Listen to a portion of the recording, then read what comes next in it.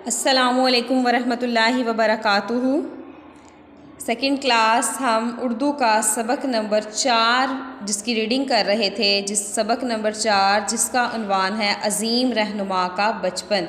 तो बच्चों मैं आपको बता चुकी हूँ कि अज़ीम रहनुमा कौन थे। कायदे आज़म मोहम्मद अली जिन्ना। हम सबक नंबर 4 के पेज नंबर 21 की रीडिंग कर चुके हैं। आज हम पेज 22 की रीडिंग करेंगे। तो बच्चों आप अपनी उर्दू की बुक का पेज 22 ओपन करें और मेरे साथ इसकी रीडिंग करें। पेज 22 है। खेलों में महारत रखने की बदौलत मोहम्मद अली मशहूर था। बदौलत की वजह से। खेलों में महारत रखने की बदौलत मोहम्मद अली मशहूर था। दूसरे बच्चे मोहम्मद अली को अपना लीडर मानते थे। लीडर कायद। दूसरे बच्चे मोहम्मद अली को अपना लीडर मानते थे। खेलों में हर वक्त मसरूफ़ रहने की वजह से मोहम्मद अली का दिल पढ़ाई से उचाट होने लगा। उचाट दिल न लगना, किसी चीज़ से दिल उठ जाना। जब बच्चे हर वक्त खेल में मसरूफ़ रहते हैं तो उनका पढ़ाई की तरफ उनकी तवज्जो हट जाती है, पढ़ाई में उनका दिल नहीं लगता। एक दिन मोहम्मद अली ने अपने वालिद से कहा, मैं पढ़ना नहीं चाहता, मैं काम करना चाहता हूँ। मोहम्मद अली के वालिद ये सुनकर बहुत परेशान हुए क्योंकि वो उसे पढ़ा लिखा कर बड़ा आदमी बनाना चाहते थे। हर वालिदैन की ख्वाहिश होती है कि उनके बच्चे पढ़े लिखे हों, वो अपने बच्चों को पढ़ा लिखा कर एक कामयाब इंसान बनाना चाहते हैं।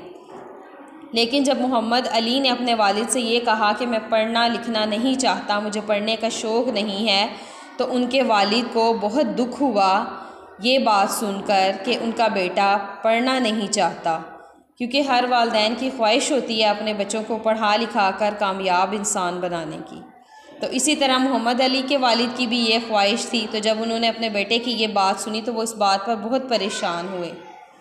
लेकिन मोहम्मद अली की मुसलसल ज़िद पर वो उसे अपने साथ दफ्तर ले जाने लगे। मुसलसल, लगातार, बार बार। लेकिन मोहम्मद अली की मुसलसल ज़िद पर वो उसे अपने साथ दफ्तर ले जाने लगे।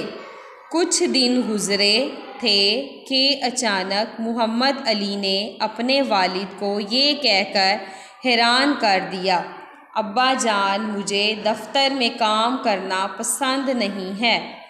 फिर तुम क्या करोगे मोहम्मद अली? वो बहुत परेशान हो गए। पहले मोहम्मद अली ने ये कहा था कि मैं पढ़ना लिखना नहीं चाहता, मैं काम करना चाहता हूँ। तो जब उनके अब्बा जान उनको अपने साथ दफ्तर ले जाने लगे तो एक दिन उन्होंने आकर ये कह दिया कि मुझे दफ्तर में काम करना पसंद नहीं है। तो उनके वालिद परेशान हो गए कि अब तुम क्या करना चाहते हो? अगर तुम पढ़ना लिखना भी नहीं चाहते, काम भी नहीं करना चाहते, तो तुम क्या करोगे? मैं वापस स्कूल जाना चाहता हूँ, मोहम्मद अली ने कहा। वालिद ने कहा, देखो बेटा, ज़िंदगी को समझने के 2 ही रास्ते हैं। अब्बा जान वो कौन कौन से रास्ते हैं? मोहम्मद अली ने पूछा। एक ये कि आप अपने बुज़ुर्गों की दानिश और तजर्बे पर भरोसा करें। दानिश, अक़ल। एक ये कि आप अपने बुज़ुर्गों की दानिश और तजर्बे पर भरोसा करें, उनके मशवरे के ऐन मुताबिक अमल करें। और दूसरा रास्ता कौन सा है अब्बा जान? दूसरा रास्ता ये है कि आप खुद अपने रास्ते पर चलें, चाहे गलतियां करें, लेकिन इनसे सबक सीखें और हालात का मुकाबला करें। अब मोहम्मद अली के अब्बा जान ने उन्हें ज़िंदगी को समझने के 2 रास्ते बताए थे। वो 2 रास्ते कौन कौन से थे? पहला रास्ता ये था कि आप अपने बुज़ुर्गों की अक़ल और तजर्बे पर भरोसा करें, उनके मशवरे के ऐन मुताबिक अमल करें। यानी जिस तरह आपके बड़े बुज़ुर्ग जो काम आपको करने के लिए कहते हैं या जिस तरीके से ज़िंदगी गुजारने के लिए वो कहते हैं, उस तरीके के मुताबिक ज़िंदगी गुजारें और उनके मशवरे के मुताबिक अमल करें और वो काम करें जो आपके बड़े बुज़ुर्ग आपसे कहते हैं। और दूसरा रास्ता उन्होंने ये बताया था कि खुद अपना रास्ता चुनें, जो भी उन्होंने ज़िंदगी में करना है, ज़िंदगी में जो काम करने हैं, अपनी ज़िंदगी का फ़ैसला खुद करें और फिर उस फ़ैसले में चाहे वो गलतियां करें, जिस तरह की भी मुश्किलात उन्हें आए, उन मुश्किलात से वो सबक सीखें और डट कर हालात का मुकाबला करें। कम उम्र मोहम्मद अली अपने वालिद की बातों को तवज्जो से सुनता रहा। उसने अपना रास्ता चुन लिया और जब स्कूल गया तो बिल्कुल बदला हुआ बच्चा था। वो अपने हम जमातों से किसी तरह भी पीछे ना था। वो दिन भर अपने सबक मेहनत से याद करता और रात देर तक दिल लगाकर पढ़ाई करता। स्टूडेंट्स नेक्स्ट पेज देखें 23। नेक्स्ट पेज है 23। मोहम्मद अली अपने दोस्त करीम कासिम के साथ घोड़सवारी करने जाता। उसे घोड़ों से बहुत प्यार था।